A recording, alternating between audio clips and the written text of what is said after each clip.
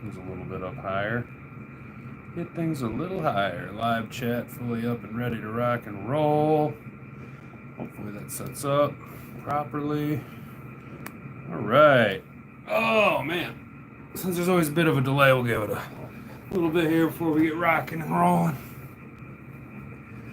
Oh, man. Big day today, fellas. Big day today. Bunch of injury news coming out for the Detroit Lions. Some good things happening for us. So we'll give it another 30 seconds or here. Kind of let people trickle in, see what's popping off. Oh, man. Ears popping. Take this stupid fucking welding coat off. Had to do a little working on a project here, fellas. Fabbing out a card out of scrap metal for them so they can so that the other department can set up their pipe and drape stuff for events and shit. You know what I mean? All right, there's the 1 minute mark. All right, guys. Well, welcome. It's the Hat and Beard Show coming at you with a nice little live stream lunchtime edition. As you can see, we are back at it in the old break room. What? Sorry, boys. So that was all nasty and gross. I gotta get this off my face. Alright. Sorry. Alright, let's go. Let's roll. Let's rock and roll. We got some good news. Yesterday, a little bit of injury news was kind of freaking people out. Some guys popped up on the injury report that really just kind of like freaked everyone out, and I don't think we need to worry about that because yesterday, we had some guys return. They practiced today as well, but like yesterday and today, Penne sat out. Marcus Davenport was out. Now, Penne's probably getting time off because although he is a young player, he's probably getting that veteran treatment, that Wednesday rest day.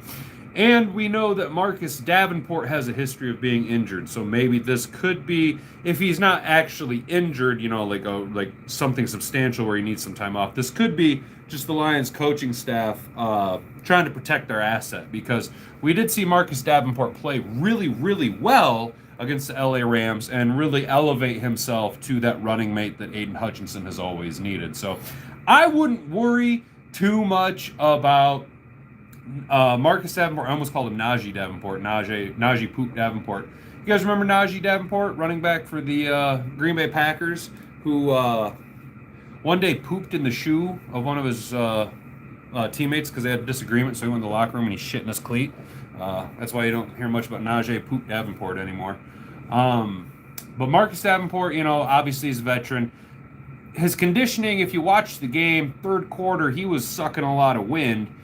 So maybe we're just trying to acclimate him a little bit, give him that added rest day that he might need so that he can be a full go come Sunday against the Buccaneers, because we do have a apples to apples comparison, same matchup that we had against the LA Rams, just, different body builds where, say the Rams had a better running back overall as far as like production wise, the Buccaneers have a bigger bodied wide receiver in the future Hall of Famer Mike Evans.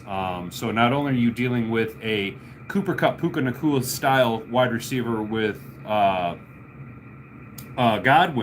Chris Godwin, but you also then have to have I don't want to use the term generational talent, but one of the last like real great big body wide receivers who we can see take over and dominate a game regardless of who's throwing him the ball. Calvin Johnson-esque, right? Now, for years, I had always been a little salty with Mike Evans because I really felt that Mike Evans should have and could have been the heir apparent to Calvin Johnson. We had a chance to get him as a rookie, and we didn't go after him because front office staff was terrible at the time, coaching staff was terrible at the time, but I always kind of felt that Mike Evans should have been the replacement to Calvin Johnson that never came to fruition. So the matchup is very similar to the Rams. Letting Davenport get his rest. Let Penei Sewell get his rest. He's a first-time dad now recently, so he's got a lot going on in his personal life that requires a little bit of attention. And to maintain such an elite level of play, let the guy have a little bit of rest from here, from time to time. Kirby Joseph was back at practice today. He missed yesterday with a little bit of a limited situation. I think he has a tweaked ankle, but he was back today, so that bodes really, really well for us. Again, no Ife Melifonwu, so we're still playing incredibly light at the safety position, so I wouldn't expect to see too much Brian Branch rotation out of the safety spot because we are a little handicapped, a little kneecapped there with just the three guys availability right now with Brendan Joseph, Kirby Joseph, and Brian Branch. If Melifonwu again still not active. And then the big news, the big dog returned to practice there. The big news is the big dog, DJ Reader. Full participant in practice today. So everything is trending for DJ Reader to be ready to rock and roll come week 2 against the Tampa Bay Bucs. I expect that to be just the final piece that we've been missing. I've been hyping up DJ Reader all season long, or all off season. You know, that big middle of the trenches, big-bodied guy to eat up gaps, eat up space, really stifle the rush attack of the offense. If you look at statistically, who's the running back? Something White, Zonovan White, is that his name for the Bucs? Although a talented athlete, not the greatest running back, more of a threat out of the backfield.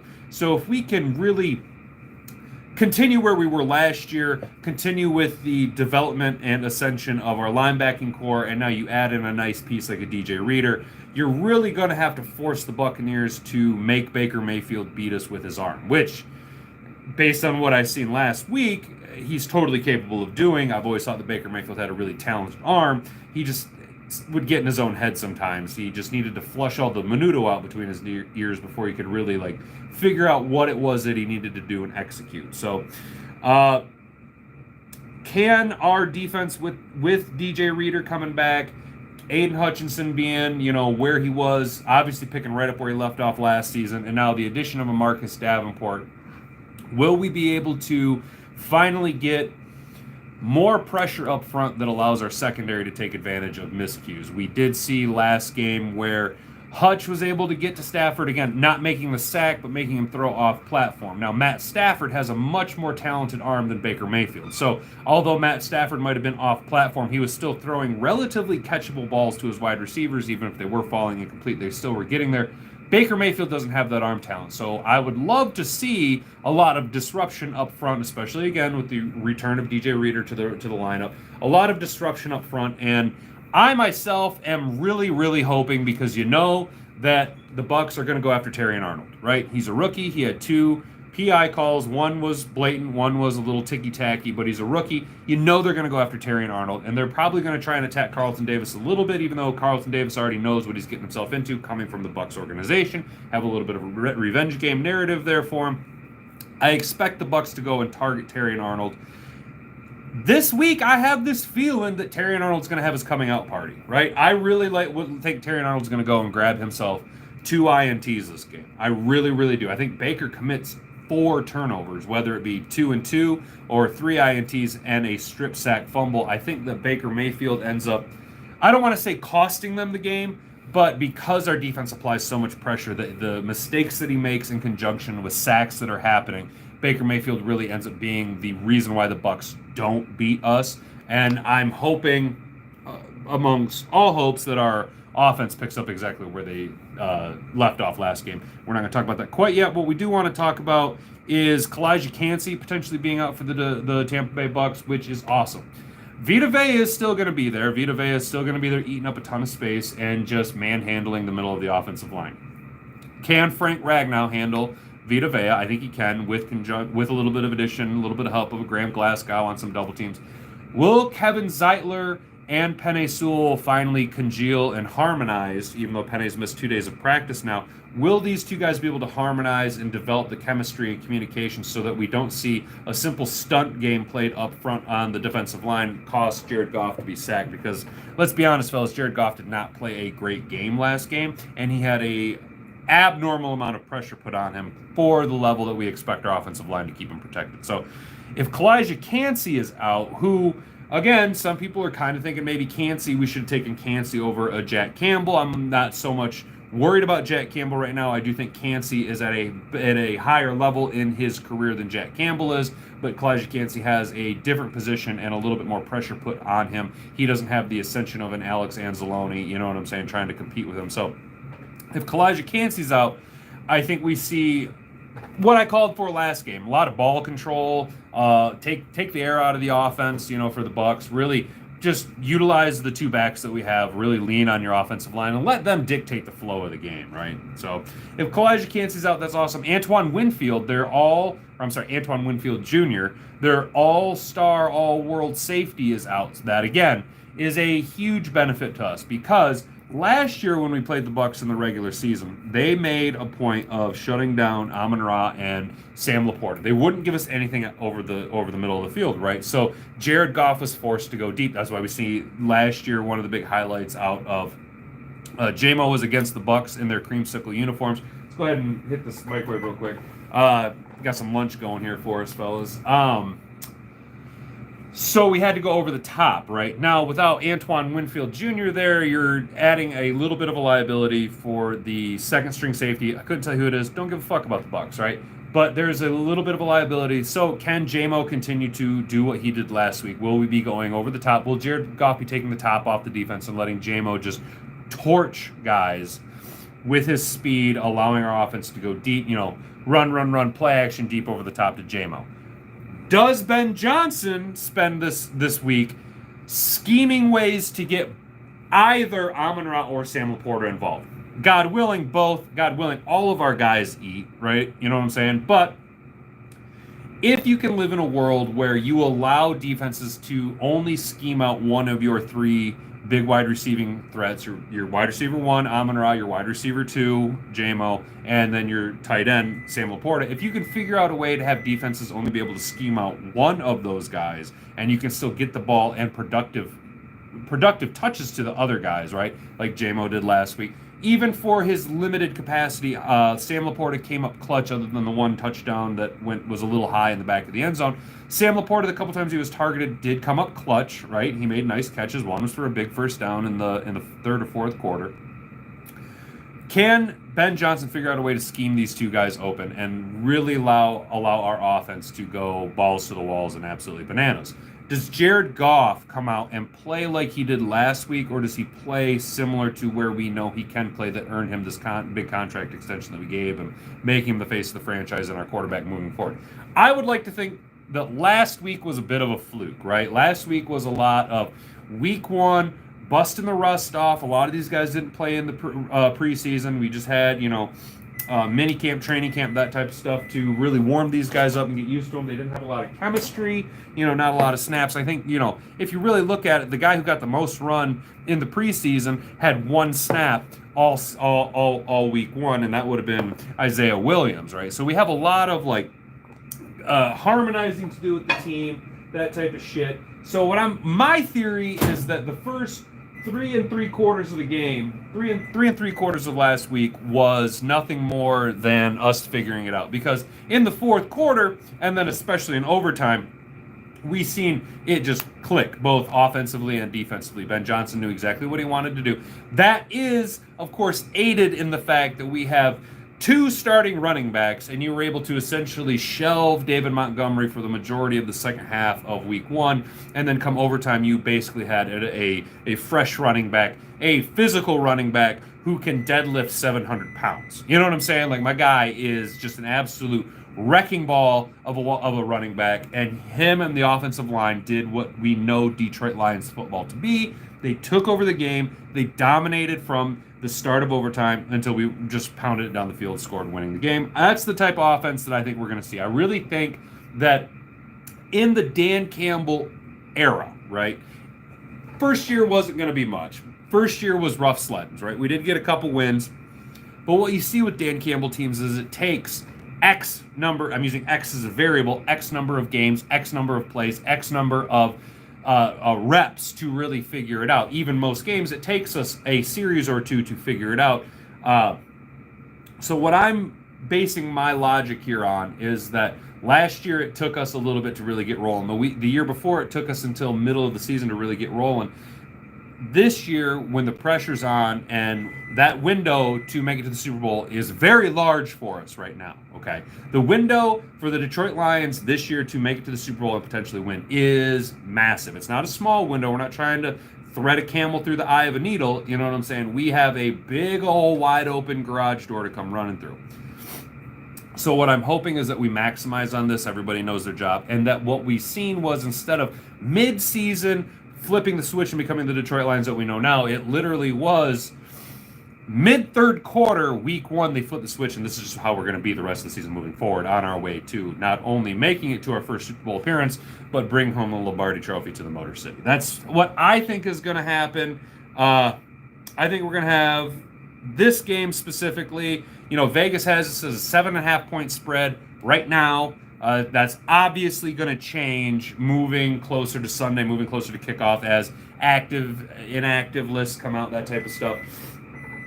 I'm expecting to see our defense come out, dominate the ground, completely remove the running game from the equation for the Tampa Bay Buccaneers offense. Make Baker Mayfield try to beat us with his arms, get in his face. Also, Matt Stafford's a lot taller than Baker Mayfield. So all those plays where you've seen Stafford stay in the pocket and get smoked while the pocket was collapsing around him, Baker is going to either have to roll out of the pocket, throw off platform, make a little bit of adjustment, or get swallowed up by a collapsing pocket around him. Does Jared Goff play well? Does Jared Goff play like we see in week 1? I'd like to see Jared Goff go for a nice 250, 260, a couple of touchdowns.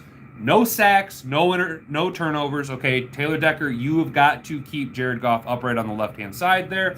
We do know that the Bucs defense is a little bit of an aggressive defense. They can get after you. Todd Bowles ain't nothing to fuck with, right? He is a good head coach and a very good defensive coordinator. Make Baker beat us with his arms, play stifling defense, and then play smart fundamental football that we know how to play, run the ball, take the top off the defense once or twice at JMO. I'd like to see JMO go for over 100 again, maybe on like 2 to 4 catches, though, just a couple of nice big pop plays. Really get Amon-Ra involved. 10 targets, 8 catches for Amon-Ra.